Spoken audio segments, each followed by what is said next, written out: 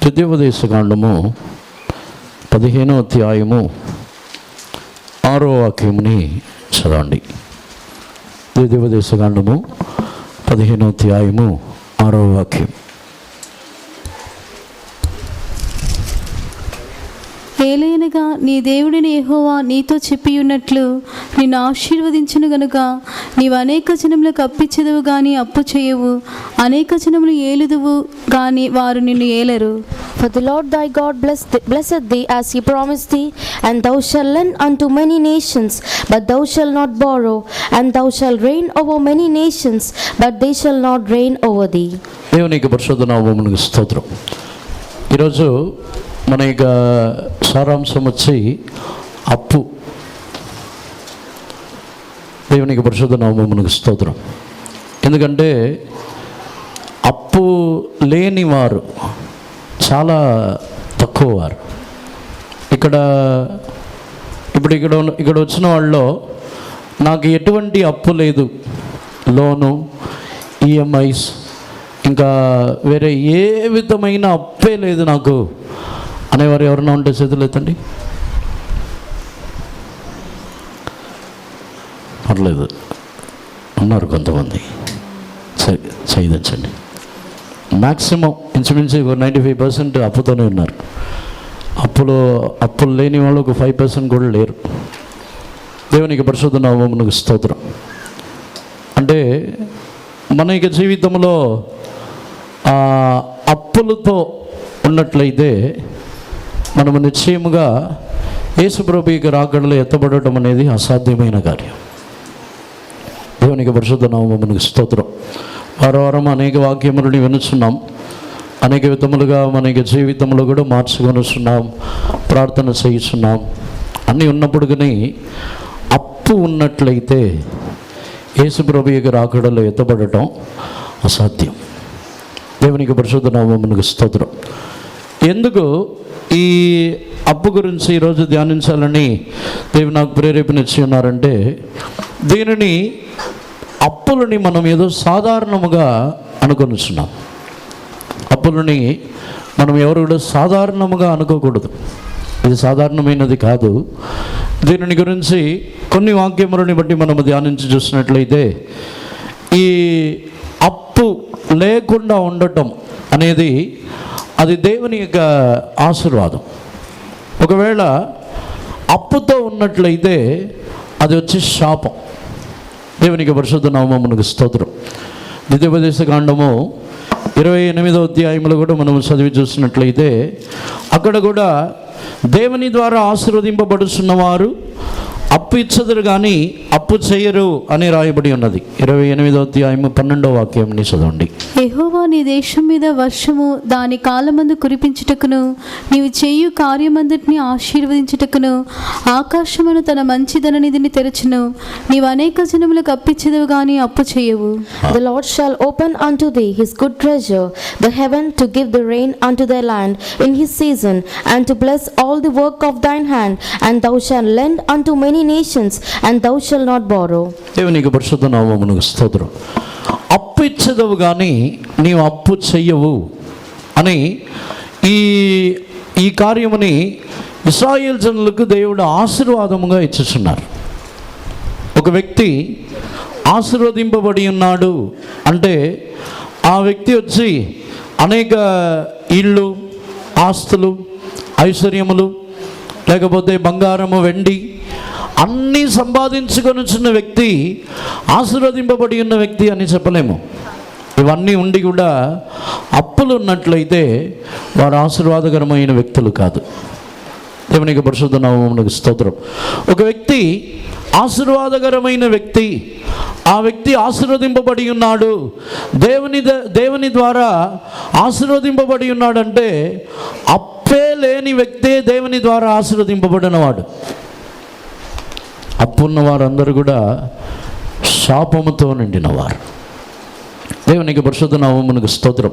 అప్పు చేయటం అనేది శాపమని ఎందుకు చెప్పుచున్నామంటే 28వ అధ్యాయంలో 44వ వాక్యమని చదవండి. అతడు నీకు అప్పిచ్చును గాని నీవు అతనికి అప్పియ్యలేవు. అతడు తలగా నుండును, నీవు తోకగా నుండువు. He shall lend to thee, and thou shalt not lend to him. He shall be the head, and thou shalt be the tail. నీవు అప్పు తిరిగి ఇవ్వలేవు, నీవు తలగా ఉండవు, తోకగానే ఉంటావు. అంటే ఇది శాపం. దేవుడు ఆ అధ్యాయంలో వచ్చి ఒక శాపముని, నీవు ఈ జీవితముని చేసినట్లయితే ఈ శాపము నీ మీదకు వచ్చును అని చెబుతున్నారు. అందులో ఒక శాపం ఏమిటంటే నీవు అప్పు చేస్తావు, అప్పు తిరిగి ఇవ్వలేవు. అప్పులు చేయటం అనేది ఒక శాపగ్రస్తమైన ఒక జీవితం. దేవునికి పరిశుద్ధ నామమునకు స్తోత్రం. దేవుడు కూడా తన యొక్క జనులని అప్పులతో ఉండుటకు ఆయన ఎంత మాత్రమును కోరట్లేదు. ఆయన అప్పు లేని వారుగా జీవించాలనేదే దేవుని యొక్క ఉద్దేశము. దేవునికి పరిశుద్ధ నామమునకు స్తోత్రం. మనం చాలామంది అడగవచ్చు, అప్పు చేయకుండా ఎలా జీవించగలము? అప్పు చేయకుండా జీవితముని గడపలేమా? ఇక్కడ ఉన్నవారిలో అప్పు చేయకుండా జీవితముని మేము గడపలేము, అప్పు చేయకుండా మా జీవితం ముందుకు సాగదు, అలాంటి వారు ఎవరైనా ఉన్నారా? లేదా అప్పు చేయకుండానే జీవించడానికి కుదురుతుంది అనేవారు మాత్రం చేతులు తండ్రి చూద్దాం. అప్పు చేయకుండా జీవించడం సాధ్యమవుతుంది. అప్పు చేసే తీరాలనే వాళ్ళు చేతులు ఎత్తట్లేదు. దేవునికి పరిశుద్ధ నామమునకు స్తోత్రం. అప్పు చేయకుండా నిశ్చయంగా జీవితం సాధ్యమైంది. అప్పు చేయకుండా మనకి జీవితంలో నిశ్చయముగా ఆశీర్వాదకరముగా మనం ఉండగలము. దానికి అనేక ఉదాహరణలు ఉన్నాయి. వాటిని దేవునికి చిత్తమైతే మనం ధ్యానించవచ్చు. దేవునికి పరిశుద్ధ నామమునకు స్తోత్రం. ఈ అప్పులు అనేది సాధారణమైనది కాదనే దానికి మొదటి కార్యము, అది శపించబడిన ఒక జీవితం, మొదటిది. రెండవదిగా ఈ అప్పులు సాధారణమైనది కాదనే దానికి మరొక ఉదాహరణమని చెప్పాలంటే కీర్తనల గ్రంథంలో 37వ కీర్తనకు వచ్చినట్లయితే 21వ వాక్యముని చదవండి. భక్తిహీనులు అప్పు చేసి తీర్చక యుందురు, నీతిమంతులు దాక్షిణ్యము కలిగి ధర్మమిత్తురు. The wicked borroweth and payeth not again, but the righteous sheweth mercy and giveth. దుష్టులు, భక్తిహీనులు వారు అప్పు చేసి తీర్చకయుందురు. అంటే పరిశుద్ధ గ్రంథములో ఈ కీర్తనకర్త పరిశుద్ధ గ్రంథము చెప్పుచున్న కార్యం ఏమిటంటే అప్పు చేయించిన వారు అందరినీ కూడా భక్తిహీనులు అంటున్నాడు. భక్తిహీనులు అప్పు చేసి తీర్చకయుందురు. దేవునికి పరిశుద్ధ నామమునకు స్తోత్రం. ఇక్కడ ఉన్నవారిలో ఎంతమంది అప్పు చేసి తీర్చలేకుండా ఉన్నారు? ఒకవేళ భక్తి గలవారై దేవుని యొక్క సన్నిధానంలో వచ్చి ప్రార్థనల్లో అన్ని విషయములలో భక్తి గలవారై ఉండి అన్ని విషయంలో ఎంతో భయభక్తులతో దేవుని యొద్దకు వచ్చి అప్పు చేసినట్లయితే వారిని పరిశుద్ధ గ్రంథం వచ్చి భక్తిహీనులు ఉంటుంది. అంటే వారి యొక్క భక్తి పైకి భక్తి, వేషధారణం. దేవునికి పరిశుద్ధ నామమునకు స్తోత్రం. వారు పైకి భక్తి గలవారై దాని యొక్క శక్తిని ఆశ్రయించని వారు. అంటే కీర్తనకర్త చెప్పుచున్న దానిని బట్టి చూసినట్లయితే అప్పు చేసి తీర్చలేని వారు, అప్పు చేయించిన వారు అందరూ కూడా భక్తిహీనులేనా? భక్తిహీనులు అప్పు చేసి దానిని తీర్చకయుందురు. మనం భక్తిహీనులమా, భక్తి గలవారమా? నిజముగా దైవభక్తి గలవారు అప్పు చేయరు. దేవునికి పరిశుద్ధ నామమునకు స్తోత్రం.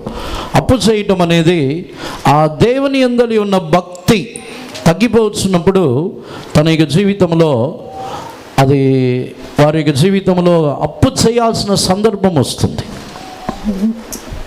భక్తి లేని ఒక జీవితమే అప్పు చేయించిన ఒక జీవితం.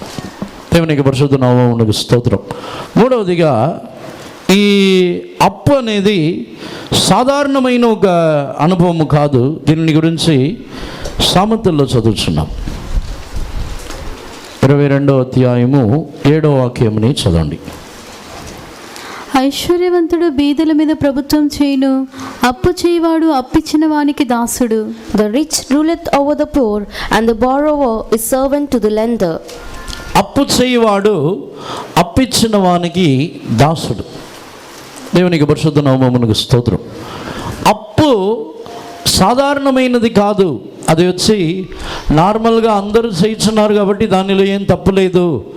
అందరూ అప్పు చేయించున్నారు కాబట్టి లోన్ తీసుకుంటున్నారు, అందరూ ఈఎంఐలు కడుతున్నారు, అందరూ ఇలాగే జీవించుచున్నారు. ఇదే నార్మల్ లైఫ్ అని మనం అనుకొనిస్తున్నాము. కానీ పరిశుద్ధ గ్రంథము దానిని అలాగా అంగీకరించటం లేదు. ఆ జీవితమని ఏమని చెబుతున్నదంటే, అప్పు చేయవాడు అప్పిచ్చిన వానికి దాసుడు, ఒక బానిసుడు. దేవునికి పరిశుద్ధ నామమునకు స్తోత్రం. మనం ఎవరి దగ్గర ఏ బ్యాంకులో లోన్ తీసుకుని ఉన్నామో ఆ బ్యాంకుకు వారు బానిసులు. ఎక్కడ ఈఎంఐ కడుతున్నామో వారికి మనం బానిసులము.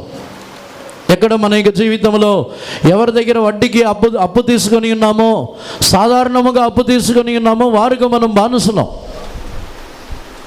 పరిశుద్ధ గ్రంథము అలాగే చెబుతున్నది. అప్పు చేయవాడు అప్పిచ్చిన వానికి బానిస, దాసుడు. మనం వచ్చి మనం ద్వితీయోపదేశకాండములో చదివిన వాక్యముని బట్టి, నీవు ఆశీర్వాదముగా ఉండు, నిన్ను ఎవరును ఏలుబడి చేయరు, నీ మీద ఎవరును ఏలువారై ఉండరు అని మనం చదివి ఉన్నాం. అదే 15వ అధ్యాయం 6వ వాక్యముని మరలా చదవండి. ఏలయనగా నీ దేవుడిని యెహోవా నీతో చెప్పి ఉన్నట్లు నిన్ను ఆశీర్వదించును గనుక నీవు అనేక జనములకు అప్పిచ్చెదవు గాని అప్పు చేయవు, అనేక జనములను ఏలుదువు గాని వారు నిన్ను Eluru. For the Lord thy God blesseth thee as he promised thee, and thou shalt lend unto many nations, but thou shalt not borrow, and thou shalt reign over many nations, but they shall not reign over thee. అనేక జనములను ఏలుదువు గాని వారు నిన్ను ఏలరు. అప్పు చేసిన వారు వచ్చి పరలోక రాజ్యములో సింహాసనములో కూర్చొని ఏలుబడి చేయగలరా? ఒక సింహాసనంలో దేవుడు అప్పు చేసేవారిని తీసుకొచ్చి కూర్చోబెట్టారనుకోండి, అప్పు ఇచ్చిన వారు అప్పు చేసిన వారు ముందు నిలబడతారా? నా దగ్గర అప్పు తీసుకుని నన్ను నువ్వు ఏలుబడి చేసేది అంటారు.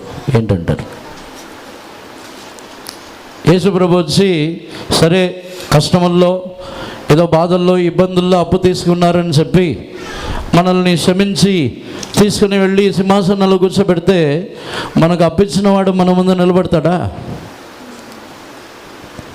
మనకు అప్పించిన వాడు మనమే ఏలుబడి చేయవారమని అనుకొని అతను దాసుడుగా ఉంటాడా? ఉండడు. అందుకే దేవుడు వచ్చి దాసులని తీసుకుని వెళ్ళి ఆయన సింహాసనములో కూర్చుండబెట్టడం లేదు. దేవుడు తన యొక్క సింహాసనములో ఒక వ్యక్తిని కూర్చుండబెట్టాలంటే వారు ఈ భూమిలో జీవించుచున్న కాలములోనే ఎవరి చేతను ఏలుబడి చేయబడని వారే ఉండాలి. అంటే ఎవరికను లోబడని వారు, ఎవరికను తగ్గించుకొనని వారు కాదు. అప్పు ద్వారా వారి ఇతరులకు బానిసలుగా మారిపోకూడదు. అప్పిచ్చి అప్పు పుచ్చుకొని ఇతరులకు బానిసలుగా మారిపోయినట్లయితే వారిని దేవుడు ఏలుబడి చేయవారుగా మార్చలేరు. ఎందుకంటే వారు ఆల్రెడీ మనుషులకు బానిసలుగా మారుస్తున్నారు. వారిని దేవుడు ఏలుబడి చేయవారుగా మార్చాలంటే వారి అప్పుని క్లియర్ చేయాలి. దేవునికి పరిశుద్ధ నామమునకు స్తోత్రం. దీనిని బట్టి ధ్యానించినట్లయితే మన యొక్క జీవితంలో అప్పు చేయటం అనేది పూర్తిగా మన యొక్క జీవితంలో ఒక శాపగ్రస్తమైన ఒక జీవితం. అప్పు చేయటం అనేది మన యొక్క జీవితంలో భక్తిహీనమైన ఒక జీవితం. అది అప్పు చేయించిన ఒక అనుభవం అనేది మన బానిసలుగా ఒక దాసత్వములో బంధకములో జీవించుచున్న ఒక జీవితము. అందుకే దేవుడు మనల్ని అప్పు చెయ్యని వారుగా ఆయన మార్చవలనని కోరుచున్నారు. దేవునికి పరిశుద్ధ నామమునకు స్తోత్రం. ఈ అప్పు చేయించిన అనేక కారణములని మనం పరిశుద్ధ గ్రంథము ద్వారా కొన్ని కార్యములని మనము ధ్యానించవచ్చు. దేవునికి పరిశుద్ధ నామమునకు స్తోత్రం. మన యొక్క జీవితంలో ఏ కార్యముల కొరకు అప్పు చేస్తాం? ఇల్లు కట్టడానికి అప్పు చేస్తాం, పెళ్లి చేయడానికి అప్పు చేస్తారు, అన్నిటికంటే ముఖ్యంగా పిల్లల్ని చదివించడానికి అప్పు చేస్తారు. ఇంకా వేరే ఫోన్లు, వస్తువులు, కొన్ని వస్తువులు అన్నిటినీ కొనడానికి ఈఎంఐలు కడతారు. ఇంకా లోన్ తీసుకొని పలు రకములుగా అప్పు చేస్తూ ఉంటారు. ఇంకా కొంతమంది వచ్చి ఎలా అప్పులు పాలైపోతున్నారంటే, వారికి ఏ అవసరం లేకపోయినా వారు ఇతరుల కొరకు సూరిటీ ఉండి, ఇతరుల కొరకు మధ్యవర్తులుగా ఉండి అప్పులు పాలైపోయిన వారు చాలామంది ఉన్నారు. దేవునికి పరిశుద్ధ నామమునకు స్తోత్రం. మొదటిగా ఈ సూరిటీ ఉన్న వాళ్ళని గురించి మనం ధ్యానించినట్లయితే, మత్తయి సువార్తలో మనం చదివినప్పుడు, మీరు ఎవరి కొరకును మీరు మధ్యలో ఉండి ఇరుక్కుపోవద్దు, మీరు ఎవరి కొరకును మీరు మధ్యలో ఉండి మీరు ఈ విధముగా మీరు చిక్కుకొనవద్దు, అప్పులు చేసి చిక్కుకొనవద్దని మనం చదవచ్చు. 5వ అధ్యాయంలో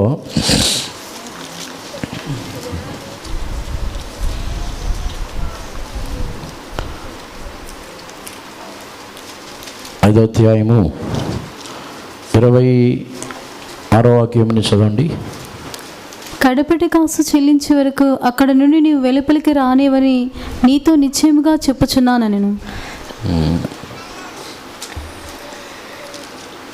మరొక స్థలంలో, నీవు చిక్కుకొని ఉన్నావు, త్వరలో నువ్వు బయటికి రమ్మని చెప్పుచున్నారు. దేవునికి పరిశుద్ధ నామమునకు స్తోత్రం.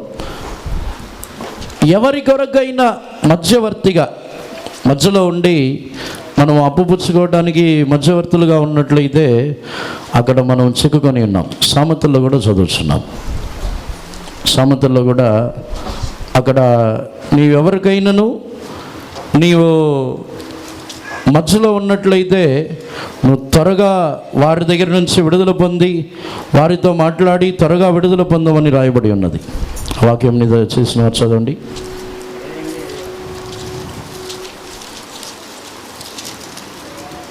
22 22వ అధ్యాయం 26, 27 చదవండి.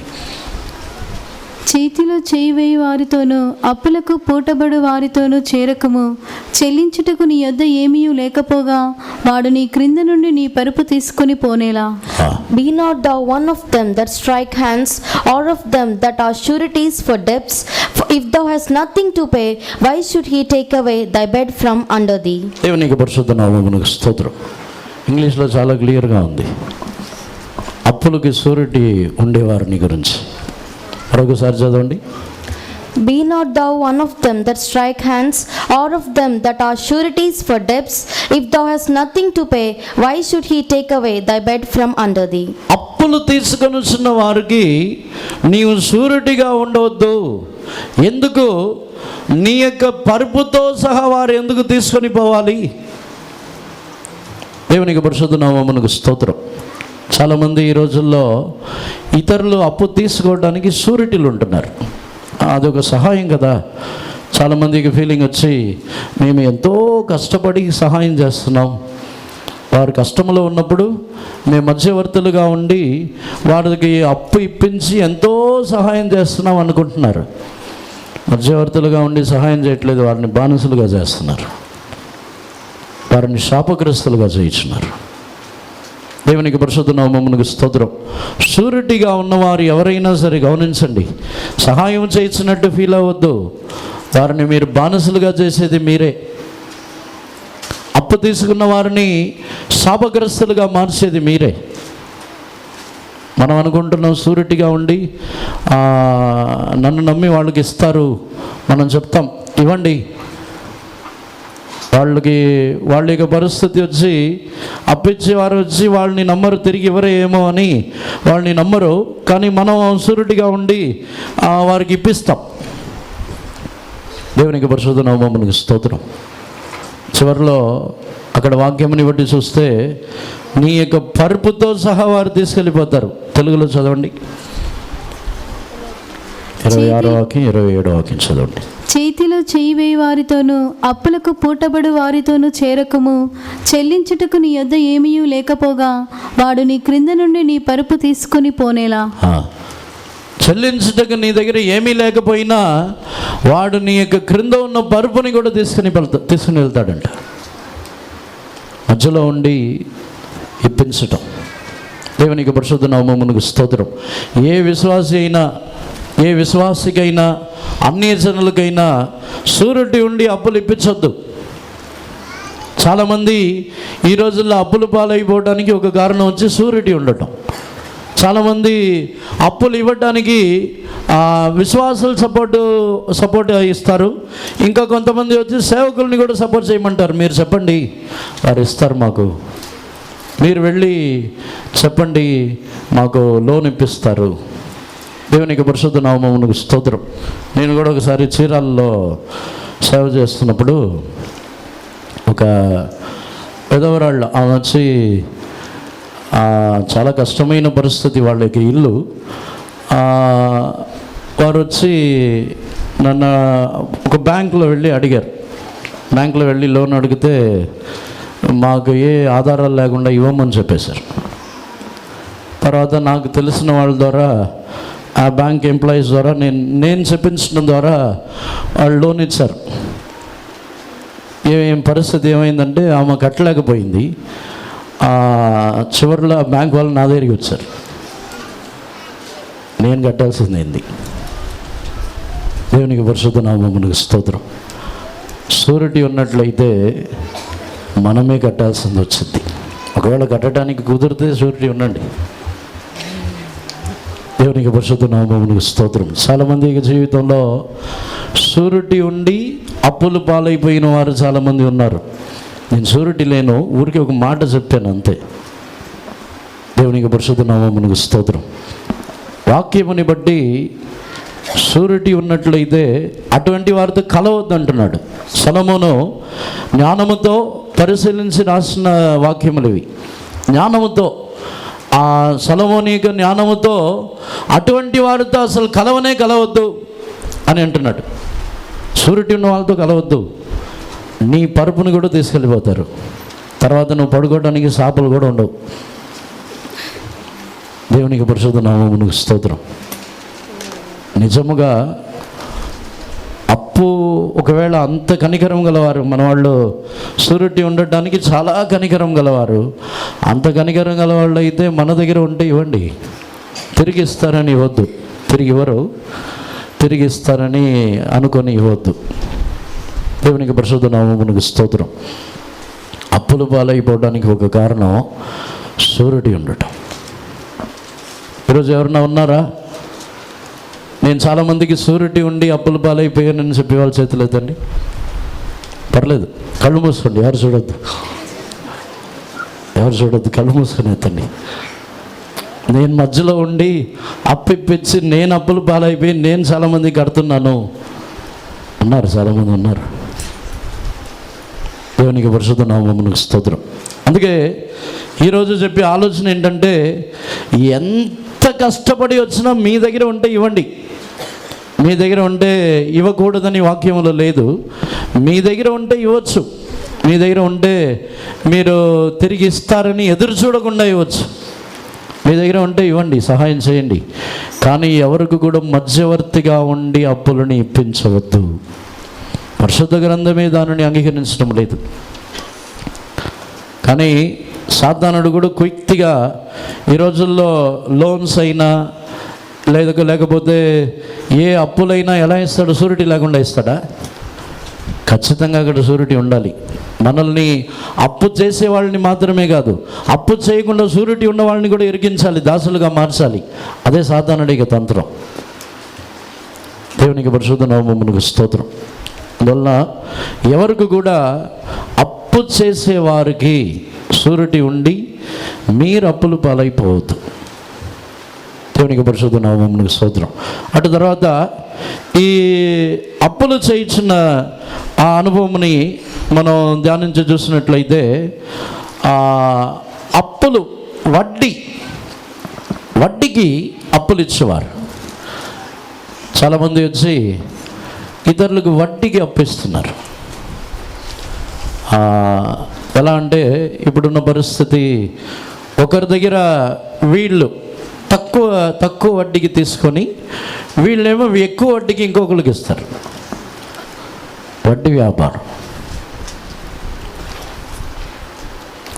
ఆత్మీయ జీవితంలో ఒక నిజమైన క్రైస్తవుడికి జీవితంలో వడ్డీకి ఇచ్చేవాడు క్రైస్తవుడే కాదు.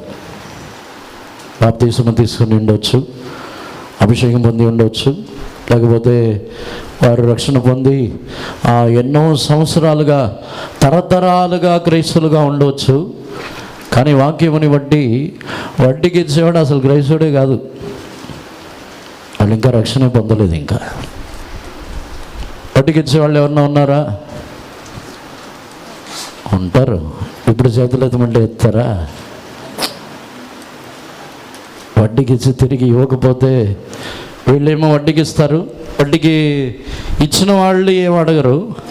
వడ్డీకి తీసుకున్న వాళ్ళు, వడ్డీకి డబ్బులు తీసుకున్న వాళ్ళని ఏం అడగరు.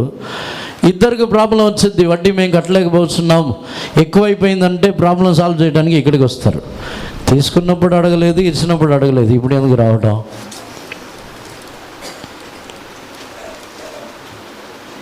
చాలామందికి జీవితంలో అప్పులు పాలైపోవడానికి కారణం వడ్డీకి ఇస్తున్నారు. వడ్డీకి ఒకరి దగ్గర తీసుకొని మీరు వచ్చి వడ్డీకి ఇస్తారు. ఎందుకంటే ధనాపేక్ష, సంపాదించాలి. వాళ్ళ దగ్గర తీసుకొని వీళ్ళకి ఎక్కువ వడ్డీ తీసుకొని సంపాదించాలని ఇస్తారు. కొన్ని రోజులు బాగానే కడతారు, వడ్డీ అంతా బాగానే కడతారు, బాగానే డబ్బులు వస్తున్నాయి అనుకుంటారు. సడన్గా ఆపేస్తారు. అక్కడ తీసుకున్న దగ్గర వీళ్ళు వడ్డీ కట్టలేరు, ఇక్కడ ఎవరి దగ్గరికి ఇచ్చారో వాళ్ళు తిరిగి డబ్బులు ఇవ్వరు. వాళ్ళకి ఇప్పుడు తిరిగి కట్టాలి. అప్పులు, ధనాపేక్షతో అప్పులు పాలైపోయేవారు చాలామంది ఉన్నారు. ఇక్కడ కూడా ఉన్నారు, లేరా? వేరే వాళ్ళ దగ్గర వడ్డీకి తీసుకొని సంపాదించాలని చెప్పి ఇంకొకరికి ఇచ్చిన తర్వాత వాళ్ళు ఇవ్వకుండా మోసం చేయటం ద్వారా అప్పులు పాలైపోయిన వాళ్ళు లేరా? వాళ్ళు ఏమీ లేదు, ఎవరు సహాయం చేసింది లేదు. వారు వచ్చి వేరే ఏ వస్తువులో వేరే ఉపయోగించుకున్నది లేదు, ఏమీ లేదు. కానీ వారి యొక్క అప్పులు పాలైపోవడానికి కారణం వచ్చి వ్యాపారం. వారు ఇక్కడ తీసుకుని అక్కడ ఇచ్చి వీళ్ళు వ్యాపారం చేయడానికి ఒకరి దగ్గర తీసుకుని ఇంకొకరి దగ్గరికి ఇచ్చి వాళ్ళు ఇవ్వకుండా మోసం చేస్తే అప్పులు పాలైపోతారు. అలాంటి వారు ఉన్నామా? వడ్డీ, సొంత డబ్బులని వడ్డీకి ఇచ్చేవాళ్ళైనా లేకపోతే వేరే ఎవరి దగ్గరనైనా వడ్డీకి తీసుకొని నేను కూడా వడ్డీకి తీసుకున్నాను కాబట్టి నేను వడ్డీకి ఇస్తాను అని చెప్పి ఇచ్చినా మీరు అప్పులు పాలవుతారు. సంపాదించుకుంటారని అనుకోవద్దు. వడ్డీ వ్యాపారం చేసేవారు సంపాదించుకుంటామని అనుకొని ఇస్తారు. కొన్ని రోజుల తర్వాత అదే డబ్బులు, అదే ధనము, అదే ధనాపేక్ష మనల్ని అప్పులతో నిండిన వారుగా మార్చింది. దేవునికి పరిశుద్ధ నామమునకు స్తోత్రం. ఇంకా కొంతమంది వచ్చి గొప్పతనానికి వాళ్ళు వచ్చి అప్పుల పాలైపోవడానికి కారణం కొన్ని రోజులు వచ్చి మంచిగా రిచ్గా జీవించి ఉంటారు. కొన్ని రోజులు వచ్చి వారు జీవించిన జీవితం వచ్చి అప్పుడు మంచి జీతం, మంచి డబ్బులు, అప్పుడు ఉన్న కాలంలో డబ్బులు ఉన్న కాలంలో బాగా రిచ్గా జీవించి అంత హయ్యెస్ట్ పొజిషన్లో అన్నీ వారు వాడే వస్తువులు, వారు వాడే ఉపయోగించే డ్రెస్సు, వారు వాడే చెప్పులు కూడా 4,000 5,000 ఉంటుంది కదా. డబ్బులు ఉన్న కాలంలో వచ్చి ఉపయోగించే చెప్పులు క్రాక్స్ వాడతారు. క్రాక్స్ ఎంత ఉంటుంది? 4,000 5,000 ఉంటుందా? డబ్బులు ఉంటుంది. తర్వాత ఏమీ లేని పరిస్థితికి వస్తారు. అప్పుడు అన్నీ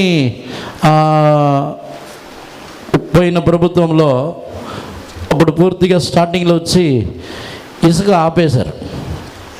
స్టార్టింగ్లో ఇసుక మొత్తం ఆపేశారు. అప్పుడు ఎవరికి పనులు లేవు. అప్పుడు ఒక్కొక్కరి పరిస్థితిని చూడాలి. అప్పుడు నేను వైజాగ్లో ఉన్నాను. అప్పుడు ఒక బిలీవర్, ఒక కంపెనీ అతను వచ్చి నెలకి ఒక 10 లక్షలు సంపాదిస్తాడు ఒక కంపెనీలో. ఆయన సడన్గా ఇది ఆగిపోయిన తర్వాత అప్పుడు బాగా రిచ్గా ఉన్నాడు. సడన్గా ఆగిపోయిన తర్వాత అసలు రూపాయి కూడా రావట్లేదు. నెలకి 10,000 రావడమే ఎక్కువైపోయింది. అప్పుడు అతనికి పరిస్థితిని చూస్తే ఇప్పుడు ఎలాగ జీవించాడో దాన్ని మెయింటైన్ చేయడానికి ఉన్న ఇళ్ళు, ఇంటి రెంటు అవన్నీ చాలా ఎక్కువ. దాన్ని మెయింటైన్ చేయడానికి అప్పులు చేయాల్సి వచ్చింది. దేవునికి పరిశుద్ధ నామమునకు స్తోత్రం. చాలామంది అప్పు చేయడానికి కారణం ఏంటంటే వారు తమ యొక్క జీవితంలో ఇతరులకు వచ్చి బాగా రిచ్గా కనబడాలి, ఇతరులకు బాగా గొప్పగా కనబడడానికి అప్పు చేసి అయినా ఆ అనుభవంని కాపాడుకుంటారు. అలాంటి వారు లేరా ఇక్కడ? సాధారణమైన ఇంట్లో ఉంటామా? మనం వచ్చి ఏదైనా ఫంక్షన్ చేసినప్పుడు మన వాళ్ళు ఫంక్షన్ చేస్తారు. ఫంక్షన్ చేయడానికి ఇతరులు అందరూ వస్తారు. వాళ్ళ యొక్క పరిస్థితి ఇతరులకు తెలియకూడదు. వాళ్ళని అంతా రిచ్గా చూడాలన్నమాట.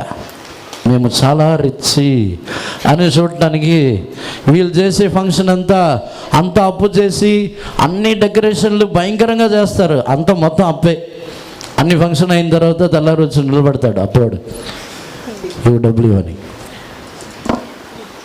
చాలా రిచ్గా చేసి అప్పులు వాడి ముందు కూడా రిచ్గా నిలబడండి, బాగుంటుంది కదా. రిచ్గా అప్పులు ఇచ్చిన వాడి దగ్గర రిచ్గా నిలబడతారా? చాలామందికి జీవితంలో అప్పులు చేయడానికి కారణం ఇది.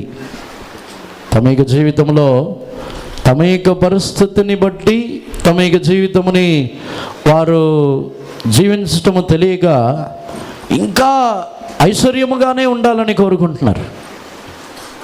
వారు ఉపయోగించే వస్తువులు ఏదైనా ఐశ్వర్యముగానే ఉండాలి, తగ్గించుకొని సాధారణమైన ఒక జీవితమునికి రావడానికి ఇష్టం లేదు. అప్పు చేసైనా ఇలాగే ఉంటాం. అప్పు చేసైనా మేము చిన్న ఇంట్లో ఉండము. ఒక స్థలం సేవ చేసినప్పుడు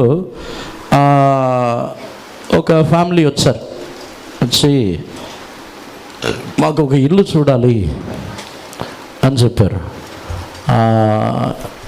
నేను ఎక్కడ ఎలా ఎంత రెంట్ ఎంతలో ఉండాలి బిలియర్స్ చెప్తే వాళ్ళు చూస్తారు అని చెప్తే వాళ్ళు చెప్పారు, మంచిగా క్లాస్గా ఉన్న ఏరియాలో చూడాలి, బాగా ఆ ఏరియాలో కనీసం ట్రిపుల్ బెడ్రూమ్ మంచి విశాలంగా ఉండాలి, ఆ రెంట్ ఎంత ఎక్కువైనా పర్వాలేదు అని చెప్పారు. తర్వాత వారి విషయములని కనుక్కుంటే ఎవరికి ఉద్యోగం లేదు, ఎవరికి ఏం పని లేదు. దాన్ని కట్టడానికి కూడా వారు కష్టపడాలి. ఆ అద్దె కట్టడానికి కూడా చాలా కష్టపడాలి. అప్పుడు నేను కనుక్కున్న తర్వాత నేను దాని గురించి ఇంకా పట్టించుకోలేదు, వదిలేసాను. ఇల్లు మీకు ఇష్టమైతే ఏ ఇల్లు అయినా చూసుకోండి అని చెప్పి వదిలేసాను. మళ్ళీ ఎందుకు ఏదైనా ఇల్లు చూపించి అద్దె కట్టకపోతే నేను కట్టాలి. దేవునికి పరిశుద్ధ నామమునకు స్తోత్రం. అంటే దీన్ని ఎందుకు చెప్తున్నానంటే తమ యొక్క జీవితంలో తాము ఏ పరిస్థితిలో ఉన్నారో వాటిని గ్రహించి దానికి తగ్గట్టు జీవించటము తెలియకుండా గర్వముగా ఉండటానికి, గొప్పగా ఉండటానికి, వారి యొక్క జీవితంలో ఏదో ఇతరుల యొక్క దృష్టిలో గొప్పగా కనపడాలని తమ యొక్క జీవితంలో అప్పు చేస్తూ ఉంటారు.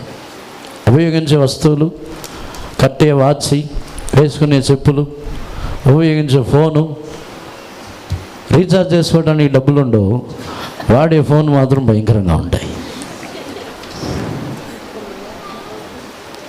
బాగుంటుంది కదా అప్పులు. దేవునికి పరిశుద్ధ నామమునకు స్తోత్రం. ఎలా ఉన్నాము అప్పులతో?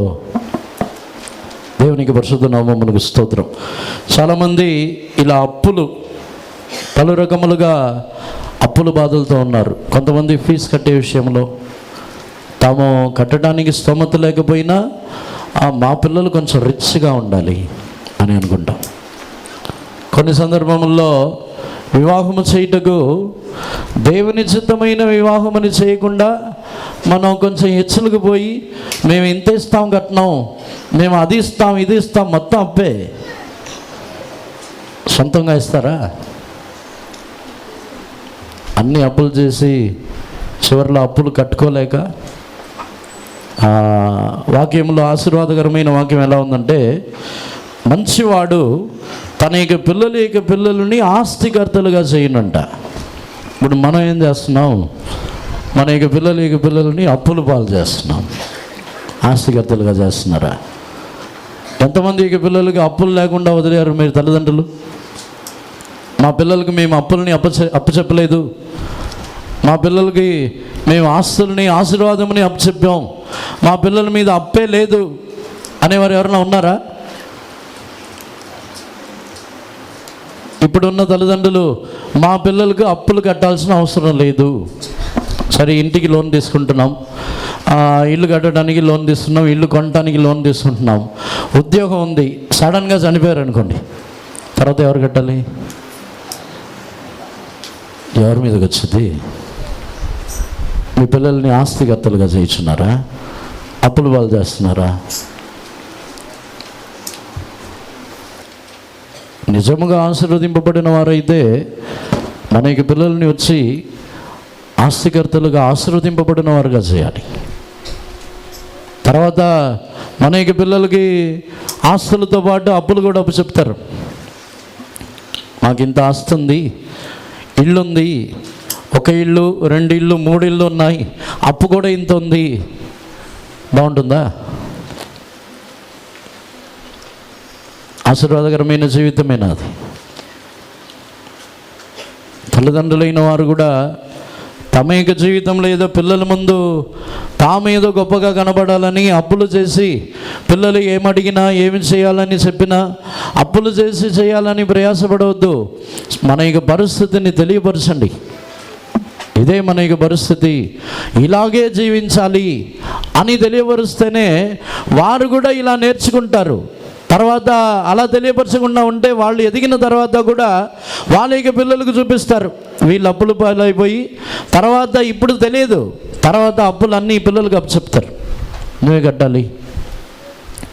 రాజుల గ్రంథంలో ఒక వాక్యం ఉంది, ఒక ప్రవక్త అప్పు చేశాడంట. ఒక ప్రవక్త అప్పులు చేసి అప్పులు కట్టకుండా చనిపోయాడు. 2వ రాజుల 4వ అధ్యాయంలో ఒక ప్రవక్త, అతడు ప్రవక్త, భక్తి గలవాడు, చాలా భక్తి గలవాడు, ప్రవచనం చెప్తాడు, కానీ అప్పులు చేసి అప్పులు కూడా కట్టకుండా చనిపోయాడు. చదవండి, 2వ రాజుల 4వ అధ్యాయం 1వ వాక్యం చదవండి. అంతటా ప్రవక్తల శిష్యులు ఒకని భార్య, నీ దాసుడైన నా పెనిమిటి చనిపోయిను, అతడు యెహోవా యందు భక్తి గలవాడే ఉండనని నీకు తెలిసే ఉన్నది. ఇప్పుడు అప్పులవాడు నా 2 కుమారులు తనకు దాసులుగా ఉన్నట్టుకై వారిని పట్టుకొని పోవుటకు వచ్చి ఉన్నాడని ఎలీషాకు మొరపెట్టగా, Now there cried a certain woman of the wives of the sons of the prophets unto Elisha, saying, Thy servant my husband is dead, and thou knowest that thy servant did fear the Lord, and the creditor is come to take unto him my 2 sons to be bondmen. Elisha దగ్గరికి వచ్చి ఆ ప్రవక్త యొక్క భార్య వచ్చి మొరపెడుతుంది. అప్పుల వాడు వచ్చి, అప్పుల వాళ్ళు నా ఇంటికి వచ్చి నా 2 కుమారుల్ని బానిసలుగా చేస్తామంటున్నారు, తీసుకెళ్ళిపోతామంటున్నారు. నా భర్త ప్రవక్త, దేవుని యందలి భయభక్తులు గలవాడు, కానీ అప్పులు మాత్రం చేస్తాడు. ఈరోజు చాలామందికి జీవితంలో అదే పరిస్థితి. దేవుని యందలి భయభక్తులు గలవారుగానే ఉన్నారు, కానీ అప్పులు పాలైపోయి, ఒక ప్రవక్త యొక్క కుటుంబంలో తాను ఇక్కడ ఒక ప్రవక్తగా ఉన్నాడు, ప్రవక్తగా ఉన్న వ్యక్తి యొక్క ఇంటికి వచ్చి వేరే ఒక అప్పులు ఇచ్చిన వ్యక్తి వచ్చి నీ కుమారులు 2 తీసుకుని వెళ్ళిపోతానంటే ఆ పరిస్థితి ఎలా ఉంటుంది? దేవుని యందలి విశ్వాసం ఉంచి, దేవుని నమ్మి విశ్వాసముతో మనము దేవుని యొక్క సన్నిధానంలోకి వచ్చేస్తున్న మన యొక్క జీవితంలో మన ఇంటికి ముందు వచ్చి ఎవరైనా ఒకరు నిలబడి అప్పుల గురించి గొడవలు పడి దూషించి మనల్ని ఎవరైనా దేవుని నామముని దూషించే విధముగా మారిపోతున్నారు కదా. నీ దాసుడు భయభక్తి గలవాడని మీకు తెలుసు కదా, ఎలీషాకు తెలుసు, కానీ ఇప్పుడు అవమానం, నా 2 కుమారుల్ని తీసుకెళ్ళిపోతామంటున్నారు. ఒక ప్రవక్త ఇంటి ముందు సాధారణముగా అప్పులు ఇచ్చిన సాధారణమైన మనిషి వచ్చి ఇలా అంటే దేవుని నామం దూషింపబడదా? దేవుని నామముతో ప్రవచనం చెప్పుచున్నాడు. దేవుని యొక్క నామముని బట్టి ఇతరులకి ప్రవచనముని సంభవించబోతున్న కార్యములు అన్నిటినీ చెప్పుచున్న ఆ వ్యక్తికి ఇంటి ముందుకు వచ్చి ఎవరైనా ఒకరు అవమానపరిస్తే ఎలా ఉంటుంది? మనం కూడా అందరి ముందు తెల్ల బట్టలు వేసుకొని వస్తాం, అందరి ముందు వైట్ బట్టలు వేసుకొని బైబిల్ పట్టుకొని అంతా బాగానే వస్తాం. అందరి ముందు మనం భయభక్తులు గలవారు.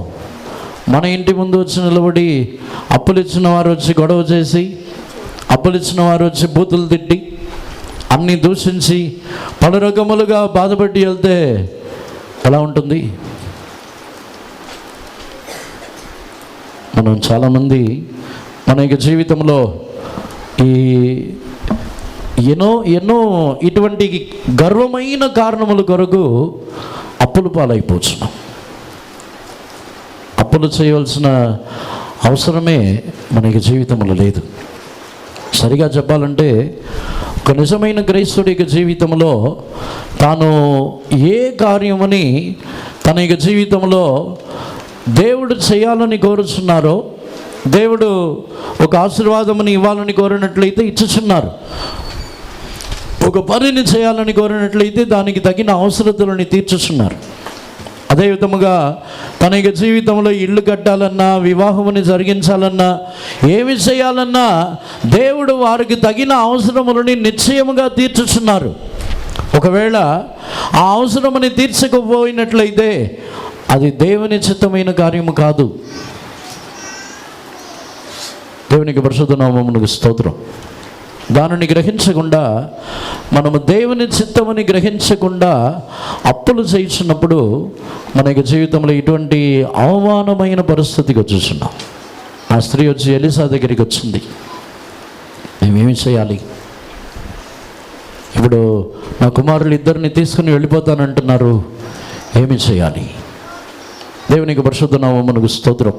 మన జీవితంలో కూడా అప్పులు పాలైపోయినట్లయితే, అప్పులు గలవారుగా మనం మారినట్లయితే మన యొక్క జీవితంలో నిశ్చయముగా మనము అవమానమైన పరిస్థితులు మారిపోతున్నాం. దేవుని యొక్క నామమునకు కూడా అవమానకరముగా మనం మారిపోతున్నాం. అప్పులు చేయుచున్న వారు మనకు మాత్రమే కాదు, మనము దేవుని యందు విశ్వాసం ఉంచి ఉన్నాం. అప్పులు చేయించిన వారు దేవుని నామమునకు కూడా అవమానకరముగా మారిపోతున్నారు. మరొక విధముగా ఈ అప్పుల విషయమునకు వచ్చినట్లయితే, అప్పులు చేసిన తర్వాత వారు నిజముగా ఒకరితో ఒకరు సమాధానముగా ఉండటం కూడా కష్టమైన కార్యం. సంఘములో కూడా ఈ అప్పుల వలన సమాధానం పోగొట్టుకున్న వారు చాలామంది ఉన్నారు. డబ్బులు ఇచ్చి తిరిగి వారు ఇవ్వలేకపోతే అప్పుడు గొడవలు, ఇవ్వలేకపోయిన వెంటనే వారు విరోధంగా వీరు మాట్లాడి పలు రకములుగా తిట్టి గొడవలు పడి వాగ్వాదం చేసి సమాధానం పోయింది. ఇక్కడ కూడా ఉన్నారు చాలామంది. అప్పులు ఇస్తారు, తిరిగి ఇవ్వకపోతే గొడవలు చేస్తారు. మన వాళ్ళు కూడా అప్పులు తీసుకుంటారు. తీసుకున్నప్పుడు వారి యొక్క పరిస్థితి ఎలా అంటే, తీసుకున్నప్పుడు చాలా వినయముగా తీసుకున్నప్పుడు అక్కడే ఇంటిలోనే ఉండి చాలా ఎంతో ఏమి చేయాలన్నా చేసి అప్పులు తీసుకొస్తారు. తిరిగి కట్టాలన్నప్పుడు మనసు రాదు. తిరిగి కట్టాలన్నప్పుడు ఎవరైనా అడగడానికి, అప్పులు అడగడానికి వస్తే ఏంటి పద్దాకి వస్తున్నాం, ఇస్తాంలే, ఇవ్వకుండా ఎక్కడికి చచ్చిపోతాం ఏంటి, ఇస్తాంలే అంటారు. మరి తీసుకున్నప్పుడు ఎలా మాట్లాడాం? చాలామంది అప్పులు తీసుకోవడానికి చాలా త్వరపడతారు, అప్పులు తీసుకోవడానికి చాలా తొందరపడతారు, కానీ ఇవ్వడానికి మాత్రం అంత త్వరగా రాదు. ఒకవేళ దేవుడు వారిని ఆశీర్వదించి అప్పులు తీర్చే పరిస్థితి, డబ్బులు ఇచ్చినా ఆ డబ్బులతో వేరేమైనా చేయాలనుకుంటారు, కానీ అప్పులు తీర్చాలనుకోరు. డబ్బులు వచ్చిన వెంటనే దాన్ని కొనాలా, దీన్ని కొనాలా, ఆ వస్తువుని కొనాలా, వేరే వస్తువుని కొనాలా, ఏం చేయాలని అనుకుంటారు. ఆ డబ్బులతో అప్పులు తీర్చాలని మైండ్ వచ్చిందా? ఒక నిజమైన క్రైస్తుడు, ఒకవేళ ఇప్పుడు ఇంతకుముందు అప్పులు చేసి ఉండొచ్చు, ఒక నిజమైన క్రైస్తుడు ఇక జీవితంలో ఉన్న తలంపు ఎలా ఉంటుందంటే, ఒకవేళ దేవుడు మనల్ని ఆశీర్వదించినట్లయితే, దేవుడు నన్ను ఆశీర్వదిస్తే ముందుగా మొదటిగా నా అప్పులని తీర్చేస్తాను అనే ఒక తీర్మానం ఉంటే దేవుడు ఆశీర్వదిస్తాడు కూడా. ఇప్పుడు మన మైండ్ ఎలా ఉంది? అప్పులతో ఉన్నాం, అందరూ అప్పులతోనే ఉన్నాం ఇంచుమించుగా. దేవుడు నన్ను ఆశీర్వదిస్తే నేను ఏం చేయాలి అనే మైండ్ ఎవరెవరికి ఏ మైండ్ ఉందో. దేవుడు నన్ను ఆశీర్వదిస్తే ఒక మంచి బండి కొనుక్కోవాలి, దేవుడు నాకు డబ్బులు ఇస్తే ఒక మంచి ఐఫోన్ ఒకటి కొనాలి, దేవుడు నన్ను ఆశీర్వదిస్తే ఒక మంచి ఇల్లు కొనాలి. ఏదో ఒకటి మన ఆలోచనలే ఈ విధముగానే మారిపోతున్నది. ఆశీర్వదిస్తే నా అప్పులు తీరుస్తానని మైండ్ ఉందా? దేవుడు ఈరోజు నన్ను ఆశీర్వదించినట్లయితే నా అప్పును వెంటనే తీర్చేస్తాను, ఇవన్నీ ఈఎంఐలు లోన్లు ఎప్పుడైనా తీర్చుకోవచ్చులే, తర్వాత తీర్చుకోవచ్చు, ముందు మన ఇక అవసరాలు తీరిపోవాలి. అలాగే ఉన్నామా? చాలామందికి జీవితంలో అప్పులని గురించిన చింత లేదు. లోన్ తీసుకున్న వాళ్ళు, ఈఎంఐ తీసుకున్న వాళ్ళు అందరూ అప్పటి వరకు యేసుప్రభు రాకుండా ఉండాలా? ఎన్ని సంవత్సరాలకు తీసుకున్నాం లోన్ తీసుకున్న అప్పే. దేవునికి పరిశుద్ధ నామమునకు స్తోత్రం.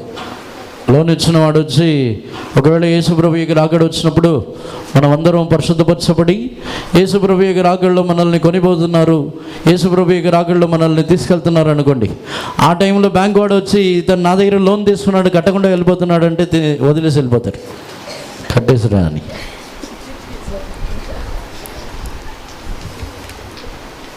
యేసుప్రభు రాకడలో ఎత్తబడతామా? మనకు అప్పించిన వారు వచ్చి నిలబడతారు, వీళ్ళు నా దగ్గర అప్పు తీసుకున్నారు, మీరు ఎలా తీసుకుని వెళ్ళిపోగలరు? వాళ్ళని అప్పు కట్టి వెళ్ళాలి కదా. అప్పు మన దాని నుంచి చూస్తే తర్వాత వచ్చి లోకం వచ్చి ధర్మవిరోధిక చేతిలో వెళ్ళిపోయింది. అతని చేతిలోనూ ఉండదు, అతనిదైనను మనదైనను ఎవరికి సొంతం కాదు, తర్వాత వెళ్ళిపోయింది. కానీ అప్పిచ్చిన వాడు తిరిగి మనం అప్పు ఇవ్వకపోతే నిశ్చయంగా మనం యేసుప్రభు రాకడలో ఎత్తబడలేం, తిరిగి మనం కట్టాలి. ఒకవేళ లోకము ధర్మవిరోధికి చేతికి సొంతముగా మారిన ధర్మవిరోధికి కట్టాలి అప్పుని. దేవునికి పరిశుద్ధ నామమునకు స్తోత్రం. చాలామందికి జీవితంలో అప్పులు చేయటం చాలా సులువుగా ఉంటున్నారు, సులువుగా అప్పులు చేస్తున్నారు. కొన్ని సందర్భంలో ఏ పని చేయకుండా మనం అప్పులు పాలైపోతున్నాం, సోమరులుగా ఉంటాం. మన వాళ్ళ యొక్క పరిస్థితి వచ్చి మంచిగా ఒక మంచి పొజిషన్లో ఒక డిగ్నిటీతో ఉన్న పనే చేస్తారు. నార్మల్గా వేరే పనులు చేయరు, అన్ని పనులు చేయరు. అన్ని పనులు చేస్తే ప్రెస్టేజ్ ప్రాబ్లం. నేనేంటి ఈ పని చేయటం ఏంటి, మరి నేనేంటి అప్పు చేయటం ఏంటి అని చెప్పవచ్చుగా. అప్పు చేయడానికి డిగ్నిటీ లేదు, పని చేయడానికి డిగ్నిటీయా? పని చేయడానికి మాత్రం ప్రెస్టేజ్ ప్రాబ్లం వచ్చింది, అప్పు చేయడానికి ప్రెస్టేజ్ ప్రాబ్లం రాదా?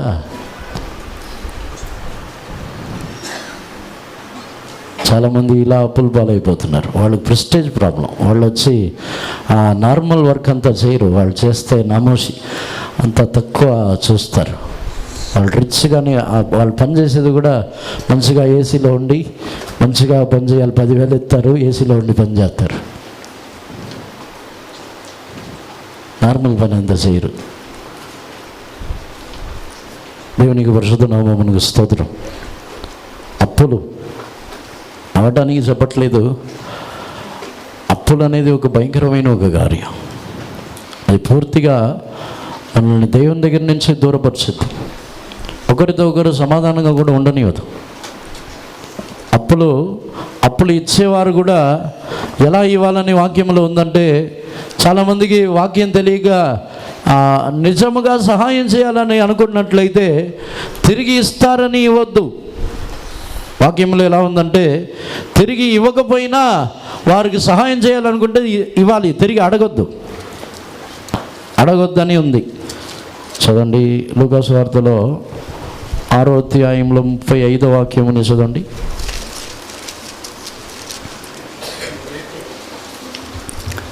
మీరైతే ఎట్టి వారిని గూర్చి నేను నిరాశ చేసుకొనక మీ శత్రువులను ప్రేమించుడి, మేలు చేయుడి, అప్పు ఇయ్యుడి, అప్పుడు మీ ఫలం గొప్పదై ఉండును. మీరు కాదు, తెలుగులో కరెక్ట్గా లేదు, అప్పు ఇయ్యుడి. But love ye your enemies and do good and lend, hoping for nothing again. మీరు అప్పు ఇవ్వండి, తిరిగి ఎదురు చూడొద్దు అంటున్నారు. తెలుగులో వచ్చి అప్పు ఇవ్వండి మాత్రమే ఉంది. అప్పు ఇవ్వండి కానీ తిరిగి ఇస్తారని ఎదురు చూసి ఇవ్వద్దు. యేసుప్రభు వచ్చి మేలు చేయుడి. 34వ వాక్యముని చదవండి. మీరెవరి యొద్ద మరలా పుచ్చుకొనవలని కలుగును, మీరెవరి యొద్ద మరల పుచ్చుకొనవలని నిరీక్షింతురో వారికే అప్పు ఇచ్చిన ఎడల మీకేమి మొప్పు కలుగును. పాపులకు తాము ఇచ్చినంత మరలా పుచ్చుకొనవలని పాపులకు అప్పు ఇచ్చెదరు కదా. And if we lend to them of whom we hope to receive, what thank have we? For sinners also lend to sinners to receive as much again. మీరు తిరిగి ఇస్తారని అప్పు ఇచ్చిన ఎడల ఏమి ప్రతిఫలము, ఏమి మెప్పు కలుగును? పాపులను అలాగ చేయించున్నారు కదా. పాపులు కూడా తిరిగి ఇస్తారని అప్పిస్తారు. మరి మనకు పాపులకు వ్యత్యాసం ఏంటి? క్రైస్తవులకును యేసుప్రభుని విశ్వసించిన వారుకును పాపులకు వ్యత్యాసం ఏంటి? తిరిగి ఇస్తారని అప్పిస్తే మనం కూడా పాపులే. పాపులను అలాగ చేయించున్నారు కదా. యేసుప్రభు తానే చెప్పుచున్న కార్యం, తిరిగి ఇస్తారని ఇవ్వకూడదు. అందుకని తిరిగి ఇస్తారని మనం అప్పు ఇవ్వకూడదు. అదే విధముగా నిజమైన క్రైస్తవుడి యొక్క జీవితంలో తీసుకున్న అప్పుని తిరిగి ఇవ్వకపోతే నిశ్చయంగా వారు పరలోక రాజ్యం వెళ్ళరు. తీసుకున్న అప్పుని తిరిగి ఇవ్వని క్రైస్తవుడు ఎవరిని యేసుప్రభు రాకడలో ఎత్తపడలేరు.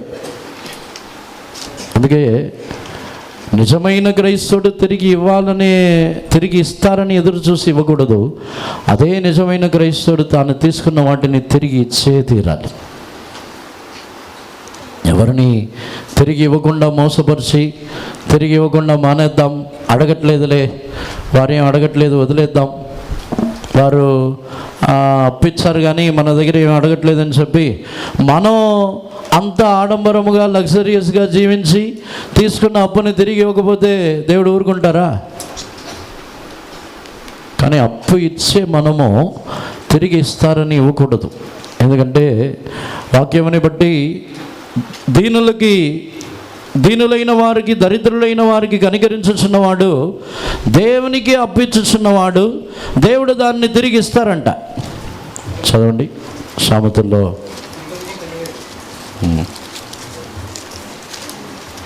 బీదలను కనికరించేవాడు యెహోవాకు అప్పిచ్చేవాడు, వాని ఉపకారమునకు ఆయన ప్రత్యుపకారము చేయును. He that pity upon the poor lendeth unto the Lord, and that which he hath given will he pay him again. బేదలని కనికరించుచున్నవాడు యెహోవాకు అప్పిచ్చుచున్నవాడు, దేవునికి అప్పిచ్చేవాడు. అంటే తిరిగి తీసుకోవాలనే ఉద్దేశంతో ఇచ్చేవారి గురించి ఇక్కడ రాయట్లేదు. అప్పిచ్చిన తర్వాత తిరిగి తీసుకోవాలని అనుకోకూడదు. అప్పిచ్చిన తర్వాత తిరిగి తీసుకోవాలని మైండ్ లేకుండా ఇచ్చినట్లయితే దేవుడు వారికి తిరిగి ఇస్తారంట. దేవుడు వారి యొక్క ప్రతిఫలమునకు తగిన విధముగా, వారు చేసిన మేలుకు తగిన విధముగా తిరిగి ఇస్తారంట. అప్పు ఇవ్వటం వ్యాపారముగా అనుకుని ఇవ్వద్దు. వారే దీనులు, దరిద్రులు కష్టంలో ఉన్నప్పుడు అడిగినప్పుడు దానికి ఇంకా వడ్డీ పుచ్చుకొని, వడ్డీ కూడా కలుపుకొని ఇచ్చినట్లయితే దీనుల్ని కనికరించేవారు, వాళ్ళు ఇంకా బాధ పెట్టేవారు. ఈరోజు మన యొక్క జీవితంలో అప్పులో నుండి మనం విడుదల పొందాలి. అప్పులో నుండి విడుదల పొందడానికి ఒకే ఒక మార్గం, మనం దేవుని దగ్గర ఒక తీర్మానం చేయాలి. అందరిని కూడా కన్నులు మూసుకుందామా. ఈరోజు నుండి మన యొక్క సంఘములో ఒక ఆశీర్వాదకరమైన జీవితం కావాలి. అప్పు చేయని ఒక జీవితం. ఒక తీర్మానం చేద్దాం. ఆత్మలో ప్రేరేపణ గలవారు వీలైన వారందరూ కూడా మోకాల మీద నిలబడండి. అప్పున్న వారందరూ నిలబడండి. అప్పులేని వాళ్ళొద్దు. అప్పులు ఎవరెవరికి ఉన్నాయో వాళ్ళందరూ మోకాల మీద నిలబడండి.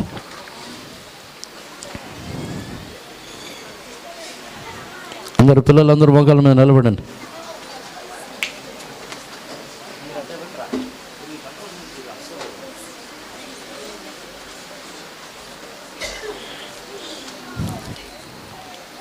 అందరిని మోకాల మీద నిలబడి ఒక తీర్మానం చేయండి. ప్రభువా, నేను ఇక మీదట ఏ కారణముతో నేను అప్పు చేయను. నేను లోనో ఈఎంఐసో ఎవరి దగ్గర అప్పో ఏమి నేను తీసుకోను, అప్పు చేయకుండా ఉంటాను అని ఒక తీర్మానం చేయండి. రెండవది ఒక తీర్మానం చేయండి. ప్రభువా, నన్ను మీరు ఆశీర్వదిస్తే ముందు నా అప్పే తీరుస్తాను, వేరే ఏమి చేయను. నేను నాకు అప్పు తీర్చడానికి నాకు డబ్బులు దొరికితే ముందు నా అప్పే తీరుస్తాను. చాలామందికి అప్పులు ఉన్నాయి, కానీ వాళ్ళకి వచ్చి బంగారం ఉండాలి, ఇళ్ళు ఉండాలి, వారికి వచ్చి ఆస్తులు ఉండాలి, అన్నీ ఉండాలి, అప్పులు కూడా ఉండాలి. దేవుడు అప్పు తీరుస్తారా? అప్పు తీర్చాలని అందరూ ప్రార్థన చేస్తున్నాం. అప్పు తీర్చడానికి మార్గం ఉందిగా. ఇంట్లో బంగారం ఉందిగా. అప్పు తీర్చడానికి ఇల్లు ఉందిగా. అప్పు తీర్చడానికి స్థలాలు ఉన్నాయిగా. వాటిని అమ్మకుండా అప్పు తీరిపోవాలంటే ఎలా తీరిపోయిద్ది? కాదు, మాకు ఇల్లు కావాలి, అప్పు కూడా తీరాలంటే వడ్డీ పెరిగిద్ది. అప్పుడు ఒక ఇల్లు కాదు, 2 ఇల్లు పోయిద్ది. ఇప్పుడు వచ్చి అనుకుంటాం, మాకు ఇల్లు పోకూడదు, ఇల్లు ఉండాలి అని అనుకొని చాలా వైరాగ్యముగా ఉంటాం. దేవుడే మార్గం తెరిచారు కదా. ఇల్లు ఉందిగా, అమ్మేసి తీర్చవచ్చుగా. అమ్మేసి తీర్చరు. ఇల్లు ఉండాలని అలా ఉంటుంది. ఇది వడ్డీ కూడా పెరిగి ఒక ఇల్లు కాదు 2 ఇల్లు పోయిద్ది. ఉన్న ఆస్తులన్నీ పోతాయి. అప్పుడు ముందే ఒక మార్గమని తెలిసినప్పుడు ఆ మార్గంలో మనం అప్పులు తీర్చకుండా అలాగే ఉన్నట్లయితే ఎలా అప్పులు తీరుతాయి? అప్పులు ఉన్న వాళ్ళకి ఏమైనా ఇల్లు, ఆస్తులు, ఐశ్వర్యములు ఉంటే అమ్మేసి అప్పులు తీర్చండి. దేవుడు వేరే ఒక మార్గము తెరవాల్సిన అవసరం లేదు. దానిని అమ్మి అప్పు తీర్చకపోతే నిశ్చయంగా అక్కడ ఏమీ మనకి జీవితంలో ఆశీర్వాదం ఉండదు. ఎలీసా దగ్గరికి వచ్చినప్పుడు ఎలీసా అడిగేది ఒకటే, నీ దగ్గర ఏముంది? దేవుడు కూడా అడుగుతారు, ప్రభువా మా అప్పులు తీర్చండి, మా అప్పులన్నీ తీరిపోవాలంటే దేవుడు అడుగుతారు, నీ దగ్గర ఏముంది? ఇల్లుందా? వాహనములు ఉన్నాయా? నీ దగ్గర ఆస్తులు ఉన్నాయా? బంగారం ఉందా? వెండి ఉందా? ఇవన్నీ పెట్టుకొని ఆ అప్పులు తీర్చాలంటే ఎలా అప్పులు తీరిద్ది? ముందు నీ దగ్గర ఏముందా చెప్పు. ఎలీసా అదే అడిగాడు. ఎలీసా వచ్చి ఆ స్త్రీ దగ్గర, మా పిల్లల్ని తీసుకెళ్ళిపోవాలంటున్నారు అని అంటే ముందు నీ దగ్గర ఏముంది? ఆమె చెప్పింది, నా దగ్గర ఒక కుండలో నూనె మాత్రమే ఉంది. ఉన్నది చెప్పాలి. తమ దగ్గర ఏముందో దానిని అమ్మాలి. తన దగ్గర ఏముందో చెప్పిన తర్వాత అప్పుడు ఎలీసా చెప్పి ఉన్నాడు, నీవు అందరి దగ్గర పాత్రలని తీసుకొని దానిలో నూనె పోసి దానిని అమ్మి ముందు నీ అప్పులు తీర్చు. అమ్మిన తర్వాత నీ వ్యాపారం చెయ్యి, దీన్ని కంటిన్యూ చెయ్యి, ఇలాగే చెయ్యి, అలా ఏం చెప్పట్లేదు. అప్పులు తీర్చిన తర్వాత మిగిలిన వాటితో నీ జీవితముని గడుపు. ఎక్కువగా చేయొద్దు. అమ్మిన తర్వాత ఏం మిగిలిందో దానికి తగ్గట్టు నీ జీవితముని మార్చుకొని జీవితముని గడుపు. అంతేగాని వేరే ఆలోచనలని ఎలీసా చెప్పలేదు. ఈరోజు మనకి జీవితంలో కూడా దేవుడు మనకిచ్చిన ఆలోచన ముందు మనకి అప్పులు తీర్చాలి. లేకపోతే మనకి పిల్లలు బానిసలు అవుతారు, మనం బానిసలు అవుతాం. మనము కూడా పూర్తిగా శాపగ్రస్తులుగా మనం మారిపోతున్నాం. ఆశీర్వాదమే లేని వారుగా మారిపోతున్నాం. అందరిని కూడా కన్నులు మూసుకొని దేవుని దగ్గర ఒక తీర్మానం చేయండి. ప్రభువా, నేను అప్పు చేయను, ఇక మీదట ₹1 కూడా నేను అప్పు చేయను, ఒక వస్తువు కూడా నేను ఎవరి దగ్గర నుంచి తీసుకోను.